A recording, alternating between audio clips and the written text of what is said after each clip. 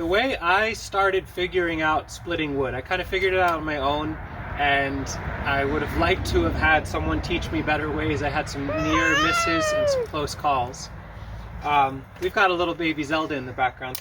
But what I used to do was use a hatchet, and I would take a piece of wood that felt like it was going to be okay to split, and I would balance it and take my hatchet and try to split it. Okay, great, that worked out. Here's another one. Here's what ends up happening. You get smaller and it doesn't want to stand anymore, so then you're tempted to do one of these. No good. I've done many of those. Then you do this kind of thing. Okay, it has a bite and I need to split it. You hold it and you tap. You can see where this is going. It's very tempting, but it's really not the way to do it.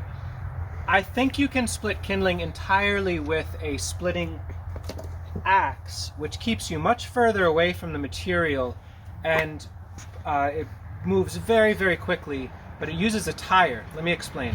I've got my splitting platform, and the way almost everyone splits wood, and I did this for years, is you put your log on there, you take your maul or your splitting axe, you swing again if you need to, falls on the ground, you bend over, you pick it up, you do it again, you do it again. Pretty miserable for the back. I've talked extensively about the very, very simple upgrade of adding a tire to the mix. I still live with this, and this is the way I would encourage anyone who's just getting into firewood splitting, or if you've done it for years, consider this too. Our splitting log, I simply put some stout hardwood boards and screwed them down so that the tire can sit on there. If you have a round big enough, you can simply put your tire on there. And now I'm going to pack this with wood that feels very amenable to splitting to kindling. Let's take a look at those options. When I'm looking for wood for making kindling, there are things I want to avoid, and that is wood that has knots in it, or twists and turns, where the grain swirls and moves around. Knots in particular, leave this as a full-size log. Split it in half if you want, but leave this as a log for overnight. I'll skip that to try to make kindling. I'll skip that with the swirl. So what I am actually looking for is something like this. It's a nice straight run, with not a lot of twist to it. Pretty straightforward. Maybe a piece like this. I see no knots, the grain is running straight. It's very clean and straightforward. You get the idea. Another one like that. Let me grab a few and bring them out to our tire. Now when I go to pack the tire, I like to pack it relatively tight so there's little room for things to move around, but a tiny bit of room for them to move around. So I put a few in. Let me get a few more.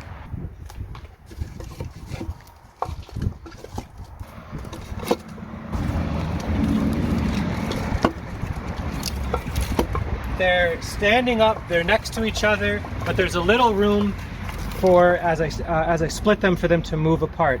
And you'll notice every selection that I have in here, in the spirit of generating kindling, or smaller, finer grained wood, a bit more like this, straight grain, straight run, no knots. Now let's talk about the technique. I've showed this in the past video. You are welcome to check that one out. I won't explain the whole thing in there, but now I've got my splitting station. I've got a tire to hold the material together. Rather than holding a hatchet and being right there, or holding the material while I swing a blade, I can comfortably have a bit of distance. I can swing and start to split. And I'm trying to just get the pieces broken down a little bit so that now I can go in for my actual kindling splitting. So those first passes has me back all the way. A little bit of an aggressive swing to make those primary splits. For kindling, I'm now going to choke up on the handle here. Here's a great candidate. It's relatively thin. I don't need to do a wild swing from back here in order to split this.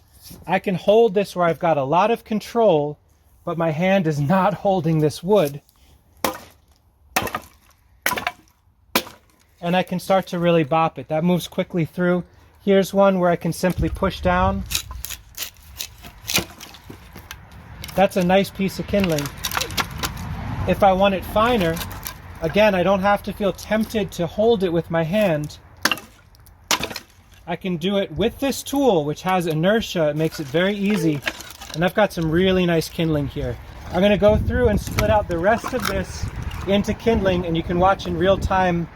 I'm not bending over and over again. I'm not exposing my hand to being cut.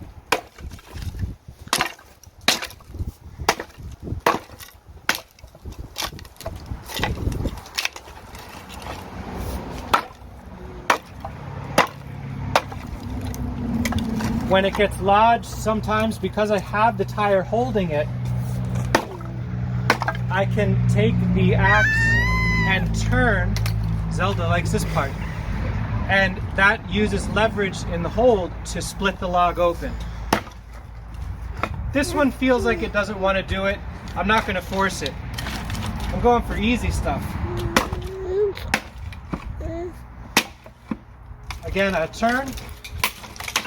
That pops it open.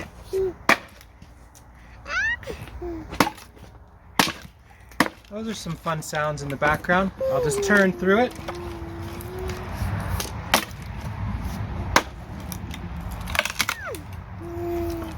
And there you go. I didn't have to bend over once. My fingers are all safe, out of the way. Very ergonomic, very comfortable. The tire is at the heart of this concept. As I mentioned before, having a nice platform that's a good working height and seeking out firewood that has straight grain and no knots facilitates all of this.